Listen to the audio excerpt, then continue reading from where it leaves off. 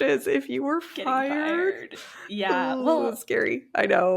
the most important thing if you were fired is that you just take ownership of that fact and that this was not the right role for you. I took this role because I thought it was XYZ and I should have done more research ahead of time.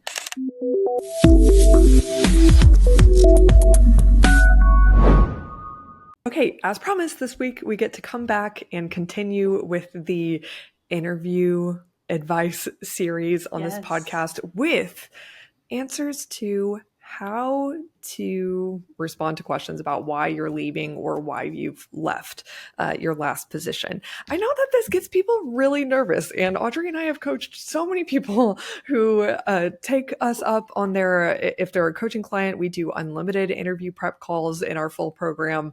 And one that gets people in a huge tizzy is, how the heck do I answer this question? I'm really nervous it's going to come off wrong, or I can't say what I really mean. They wouldn't like me or whatever. So this causes a lot of angst, and that's why I'm even more excited and passionate about helping y'all realize it's not that big of a deal. Let's go. Okay. I'm going to start off this episode with, I'll give you a little structure outline of what you're going to hear. The first is just the number one tip. If you do nothing else with what we say today, I want you to know how to immediately learn how to structure your answer and relieve your anxiety and go into an interview not being freaked out and worried about them asking you about this topic. Second, we'll go into more detail about how to structure your answer no matter the contents.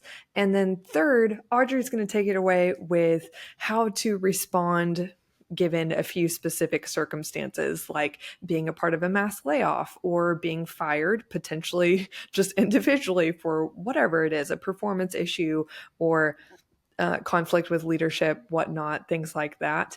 And then third, leaving voluntarily. Maybe not in that order. I think you have it in a different order, but stay tuned. So let's get into it. Audrey, any comments before we get started? I don't think so, but I just felt like I shouldn't. Hello. Okay, great. Hello, I'm here. Hello, it's me. I did see Adele in concert in 2016 in Austin, and I was living in Dallas at the time, and I was like, Kirsten, my sister, we have to move here. And we talk about it all the time. We're like, wow, look, we live here now. That's awesome. We love it. Cool. Don't move here. Literally stop making the city so expensive. So back to our topic. The first thing is, if you take absolutely nothing else from this episode, I want you to know that this is how you solve all your angst about getting asked this question in 5 minutes flat. Step one, if you're working with a career coach like us, or if you just have a friend, grab them and then tell them, just say, I need your advice. I'm really nervous about getting asked about this. Then tell them the absolute most honest, ratchet, unfiltered version of why you're leaving the job, or why you left, or why you were fired, or why you were laid off, things like that. Tell them the true version, because it's just to a friend, and spare no detail. Just go, make it succinct. But then, second step, ask them, what do you think? Is it really that bad? And they might be like, oh, yeah, here's what we could do about that. Or they might be like, no, oh my gosh, that happens all the time. And maybe that you could have done this better, or that wasn't really your fault, or, oh my gosh, yeah, everybody goes through that at least at one point. I'm sure all the interviewers would understand. And it's not really that big of a deal. That's the answer that comes out most of the time, which is incredibly encouraging. But I think the most important part of this is not just hearing what the friend says. It's actually out loud, because this isn't just a thought exercise. I really, really, really do insist that you say out loud the full unfiltered version of why you're leaving, or why you left, or why you were pushed out. Because most people really don't fully articulate that. They leave it as this spinning loop kind of stress thought in their mind of oh, that's shameful, or that's really bad, or oh my gosh, I don't know how I would explain that. So getting yourself to actually explain it usually does reduce a lot of its power right out of the gate. The third step is ask your friend, well, what would the polished version of this be? Like the socially acceptable version. And even the average Joe is usually able to be like, oh yeah, okay, blah, blah, blah. Because don't you know, like it's easier to tell somebody how to do something rather than to do it yourself. So you just want to make this not your problem, make it your friend's problem. And then they'll be like, oh my gosh, I'm in my expert era. This is exactly how you should answer this. And in less than 5 minutes, you are very, very, very likely to have a socially acceptable yet honest and authentic answer that will pass in an interview.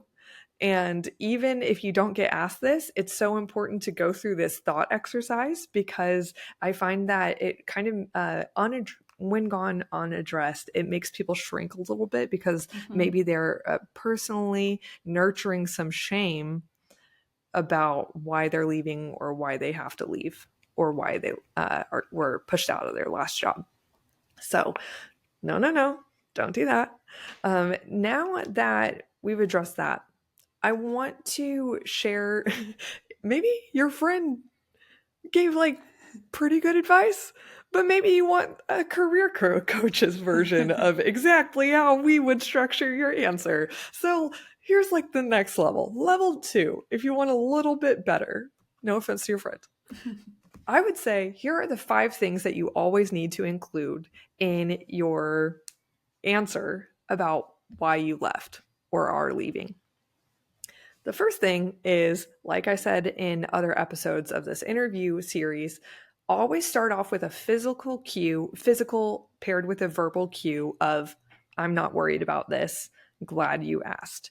The first like micro movements and body language that you do in response to this question is going to subconsciously cue their brains to be told what to think about this. So go ahead and cue their brains to think, oh, this is no big deal. Whatever he or she says is trustworthy, no biggie. They're still going to be great for us. Whatever their answer is, it's not going to be a problem for us. If that sounds scammy, just hear me out. Okay, so it's really as simple as just having good posture and with a head nod saying, yes, absolutely. I hate bringing up this example, but I saw this video about Elizabeth Holmes, the like major Theranos scammer. Somebody broke down like her body language cues about how did she get through being publicly constantly grilled of, wait, how is this not work, or isn't it not working, or why are y'all past due on your promises, or I heard that y'all's machines were breaking, or this blood test isn't real. She would answer very, very hard, seemingly inescapable questions in interviews with flying colors, because she would start with yes, absolutely, and then validate basically what they were saying, and she would repeat it back to them, and then give them a little bit of she would follow up kind of with a fake answer of like, basically, don't worry. And we're not telling you to be unethical, but even if you were majorly sweating it out and you thought, oh, this is inescapable, I do not know how to be successful in answering this question, at least just start with a positive body cue of, yes, absolutely. Like, I'm happy to answer this question. Then after that, state something positive of what you appreciated about this past experience. Say something like, yeah, absolutely. In my last 3 years at blah, blah, or in this role, I was so grateful, have been so grateful to get to work with an outstanding team or contribute to this like big name project, or to get to serve mention the people you served, or maybe some big client names, anything credibility building that you did as a part of this role. You might immediately be like, Kelsey, I'm leaving this because I did not work with a good team. Don't worry, don't put that as your answer, but say something positive that you appreciated. And overall, I want to interject this 5-point structure by saying, I want you to do every single thing in like 3 seconds. Do not camp out on this answer. this is the one that should be going the fastest, because just, again, be confident and be simple. Don't over explain. Whatever you do, don't over explain, but also share the truth and move on and feel good about it. So say, yes, absolutely, I really appreciate it in my 2 years in this role, something blah, blah, blah. But I realized that, and don't do a pause. Don't say like, but one thing I saw was, like, oh my gosh, please don't do that. Just say, but what I realized was I really, honestly, my growth hit a ceiling. And I looked up the chain of command, and I was excited and honored by the possibility for promotion, but realized like I didn't really want to be doing what my boss or my boss's boss was doing. So that's why I realized my skills are much better utilized in a role like, what you're applying to, or this industry, or this company. And that's why I'm here today. Blah, blah, blah. That's it. And then just stick the finish with physically biting your tongue if you need to, and just having a chipper little attitude, and that's it. No shame. Tell them with your body and your tonality to not feel weird about what you just said. And I think that probably one of the biggest things that people, you may have heard me emphasize this so often in our other aspects of this interview series, is that I think I haven't stated this explicitly, so I'll do that now. Most candidates are really, really losing points on their energy levels. I think that if you talk like a spacey person, but you have good content of what you're saying, they're really just going to be distracted by your delivery. And it's okay if you need a minute, or if you're not a fast talker, or if you are a big ponderer. Just learn how to work with your quirks in a way that you're like, yeah, okay, absolutely. Pause and don't say, I'm going to think about that for a minute. Or don't say, that's a good question. Just work with your quirks and figure out a way, at least in the interview, to be more energetic and credible, or natural cues for success in the way that you're talking and the energy in which you hold yourself. And I think that all of that is fixable. Of course, a lot of people would say like, Kelsey, that's not my personality, whatever. I have done so many episodes of this podcast where I listened back and I was like, wow, I need to, whatever it is, like get a good night's sleep or do something or be more mindful. I was talking really slow and I had low energy. And so I fixed it. And so I came into today's episode and I was like, I'm going to talk faster and I'm going to be more energetic and positive. And you can do that too. And I don't have to make it a whole big deal about my personality. It's just like, performance thing. Sorry, I went on a tangent. Audrey, do you have anything else to say about how to generally structure answers? Yeah. And do you want to say 10 more times to just encourage them to be honest and stop giving like bull crappy, obviously fake answers? That's the worst. Mm-hmm. Give a real reason as to why you're leaving. Just why I was I hope not overemphasizing, appropriately emphasizing on a good day, the tonality and energy and way you package it is, I want you to be able to use that for a vehicle of still communicating the truth.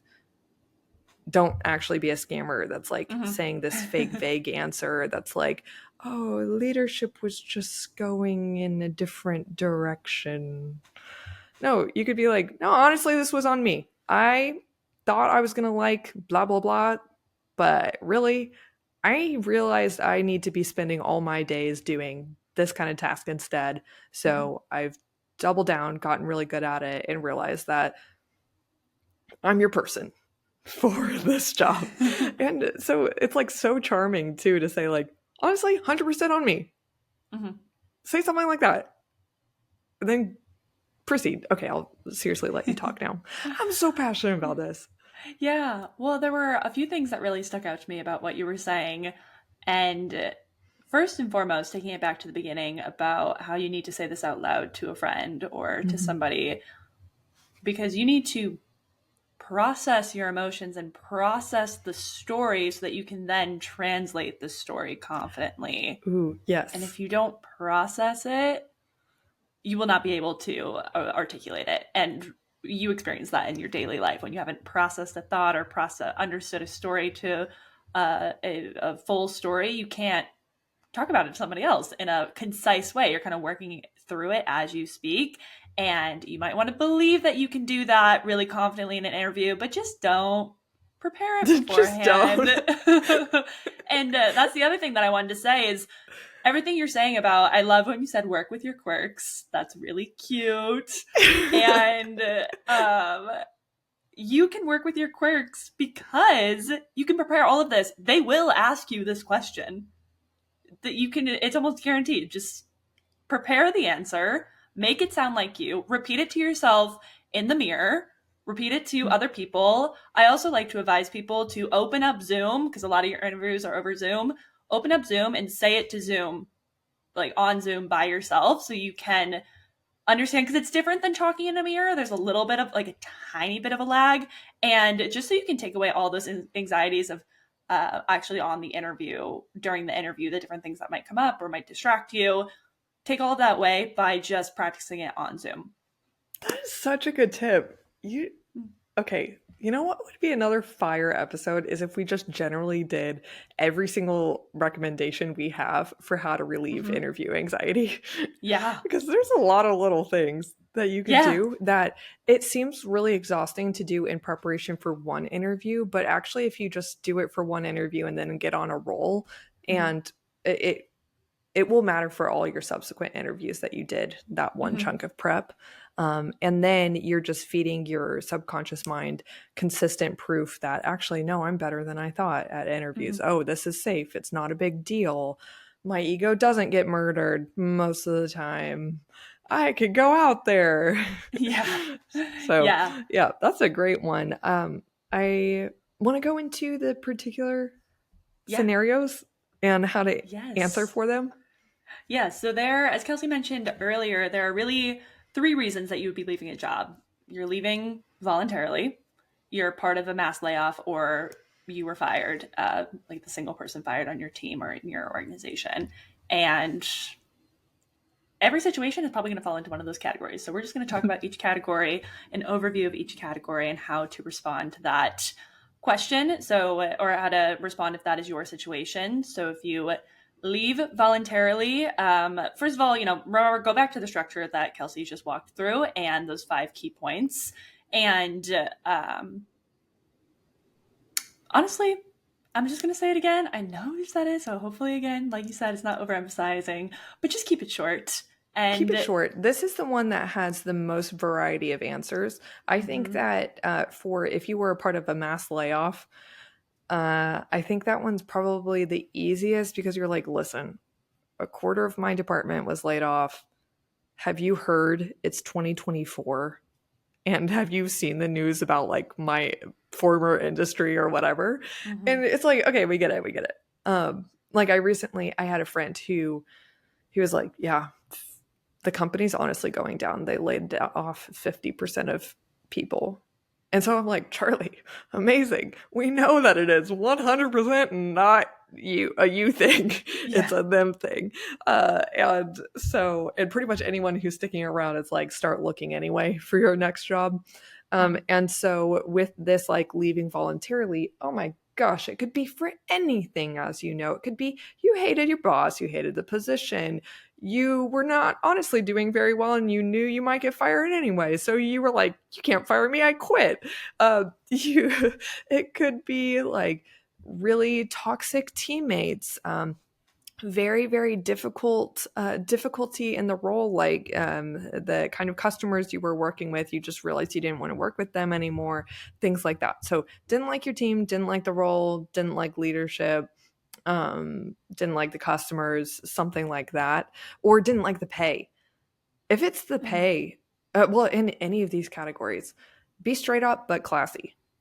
And I challenge you to reduce it to 1 or 2 sentences in the middle of the sandwich where you give the honest answer, because the main point I want to leave you with here is, Audrey and I were talking about this before, theme. There is nothing new under the sun. Yep. We get it. Really. Even if you were like, honestly, I was a whistleblower. I saw them doing some crazy things. And so they fired me after I reported it to upper management. We've all heard about that too. So even though that's a much more rare circumstance, Yeah. or if you were having difficulties with your boss, you could try to say something more, if this is true, like, I really, really was excited to contribute my best. I saw a lot of opportunities for growth. I did my job. Plus, I was not only making suggestions to leadership, but I also was willing to act on it. Like, I was going to suggest projects and then do them myself. I wasn't just trying to delegate this, but it was a slow moving organization. And you could say something like, you know how nonprofits work, unless don't say that if you're actually applying to another nonprofit, or something like that. It's always good when you can throw in like you know how blank works, because it kind of puts you on a peer level, and it's a good rapport building technique. And then just say, so I am applying to this instead because XYZ. I just don't think that shame or like over wordiness needs to be a thing. But that's leaving for voluntary reasons. Is there anything else that you want to say about leaving for voluntary reasons? No, you covered it. You covered a really good example in talking about the general structure as well, when talking about when you've just hit a ceiling for growth in the role, and you've tried exploring new opportunities within the company but found that they were limited. That's really good, because that shows that you put in a lot of active effort to change your circumstances. You did the work. So, explored new opportunities within the company, found that they were limited. That's why I'm excited to apply to this role, given my skill set and experience. Easy. 2 sentences. Exactly. Or if you just don't like the industry, like, honestly, in the blah blah industry, we have to deal with a ton of insurance, or we're limited by grants. And I am honestly just looking for a little bit more ability to step on the gas in my next position. Something like that. It could totally be an industry thing. And I want to say, after talking to so many people, I could almost like hear a category of person saying, but in your answers, you're giving a lot of examples that make me sound good, but it's not authentic. Like, I don't really want to step on the gas. I wasn't really suggesting all these new projects. I honestly just want a chiller job or something like that. I get it. There's a lot of quiet quitters out there. I'm not calling all of you quiet quitters, but I do know that's a theme. And it might...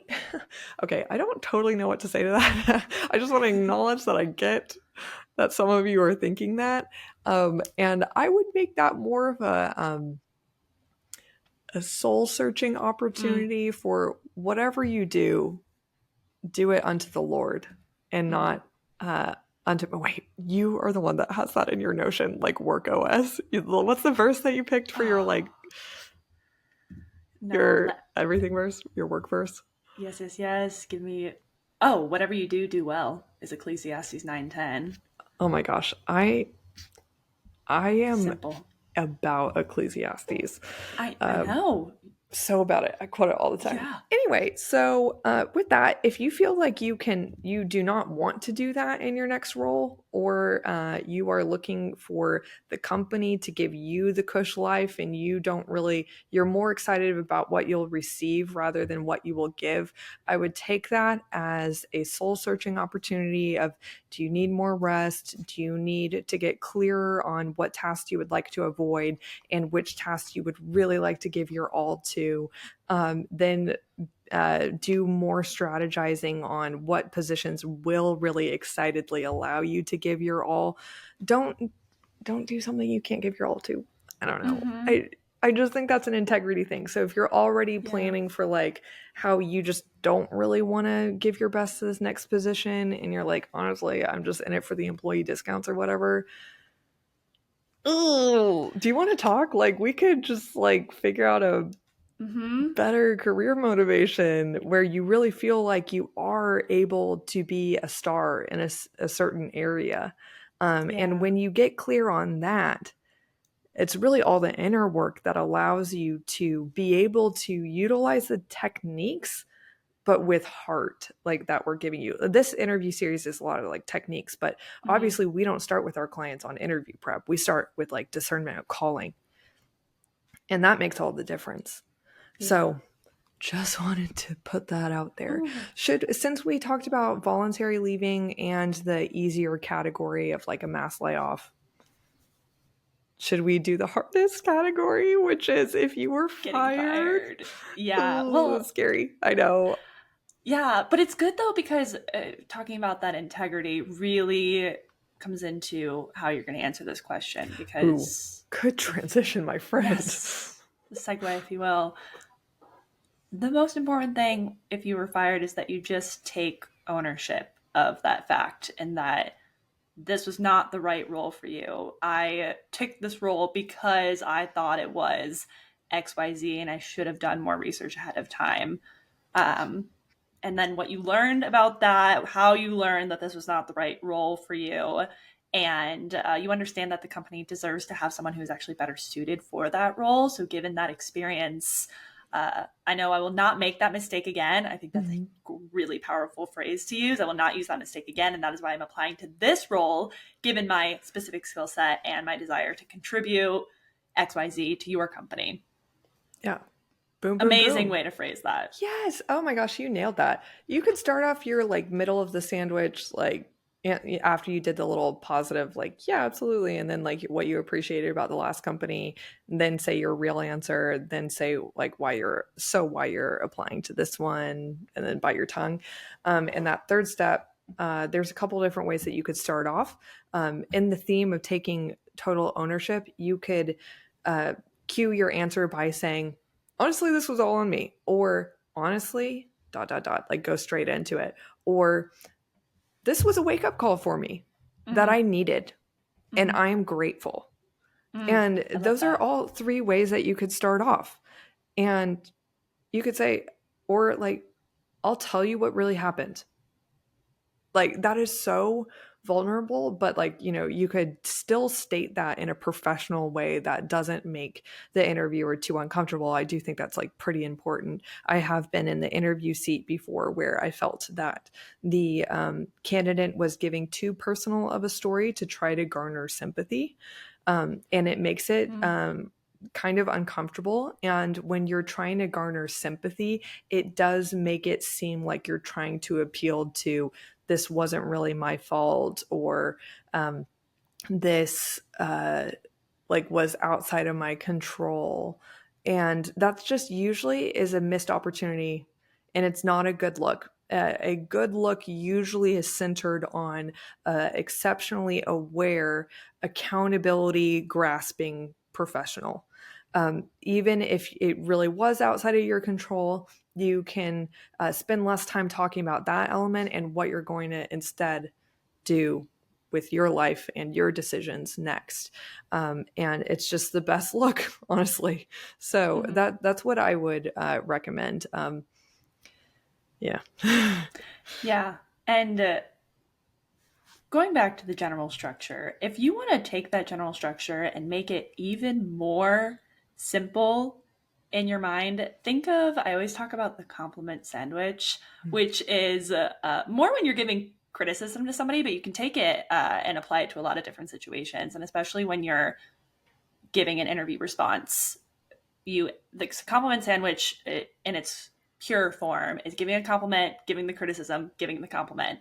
Translate that to your interview answer, anchor in the Yeah. positive, say the negative potentially if it is something negative, and then end with the positive, how you're going to contribute to the role.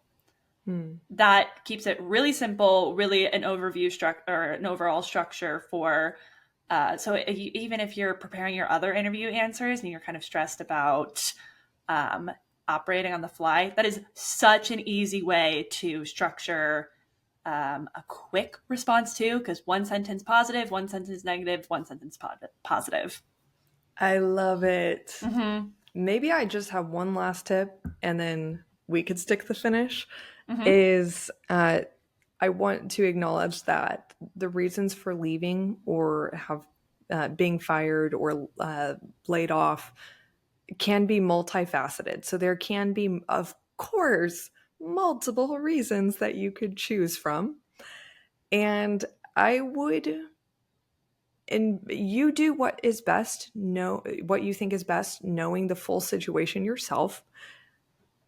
But it seems like that could be an opportunity to pick the one that you think is most relevant or most easiest to speak to. You may not have to talk about all of them, like hated the position, hated the pay, hated my boss. You could just say, hit a ceiling for growth. and I mean money. So I wouldn't camp out on every single answer because that's where it starts getting a little long.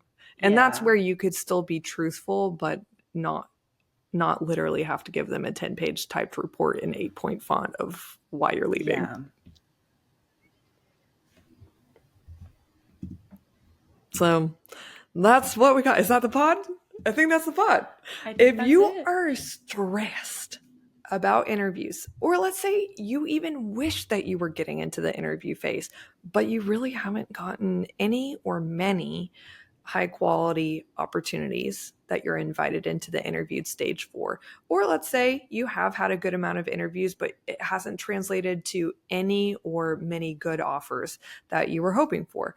These are all scenarios that we could absolutely help you with. Let's debrief it together and have a free consult. Excuse me. Let's call that a hiccup. It wasn't a hiccup, but that's more socially acceptable. So you are more than welcome to get on our calendar this week and go straight up to the right corner of our website, thecalledcareer.com, or the link in the show notes to get us on your team. Even if it's just for a 30-minute free consultation, we're here to help. So you don't have to be confused as to maybe why things have not worked out for you yet, or what you could be doing to have a career that feels more meaningful, more aligned with a sense of calling, and handsome in its reward, in terms of being able to work on the kind of projects that you're really hoping for, working for the kind of team that you're really hoping for, and having a upper mobility in terms of getting scaled up through the company and promoted, as well as pay. I tend to think that there are a lot of good jobs out there that you might be sleeping on. So let's definitely talk, and we'll see you next week. Yeah. For our next part of the interview series. Yes. All right. Bye. Bye. Thanks for listening to today's episode. To get an even more meaningful head start into your calling, head to thecalledcareer.com, where my fellow career coach Audrey and I have created a whole suite of free resources and tools to help you get clear and get a job today. For those who are definitely ready to land a job or start a business in the next 6 to 12 months, we're here to help you biblically and practically discern your calling through coaching, reflection, and deep market research. Identify the job that's aligned with it, even if you currently have no idea what you want. Rebrand your resume and LinkedIn to translate your background to appeal to your future boss. P.S. We take this off your plate and do this for you. Also, we'll teach you how to land referrals and get attention from leadership through networking. Again, if that makes you nervous, we have these emails and LinkedIn messages literally written for you, so you don't have to sweat. We're also here to give you unlimited interview practice, so you're prepared to address every elephant in the room and knock selling yourself out of the park. Then we'll round out with helping you negotiate your salary so you land thousands more. Just so you know, recent clients have gotten $8,000 to $50,000 salary increases, even though they were totally non-traditional candidates. That's because we specialize in helping non-traditional career pivoters land jobs they're ecstatic to serve in. It takes work, but we're here to see you through until the end, when we're celebrating that day that you send me an email in all caps and you say, Kelsey, I got the job. Then you could be on the podcast. But I'll be here until then, keeping you accountable and encouraged by meeting with you literally until you land the job you want, even if that's up to 6 months from now within our program. Apply to join at thecalledcareer.com, and I'll see you next week here at Answer the Call. Bye for now.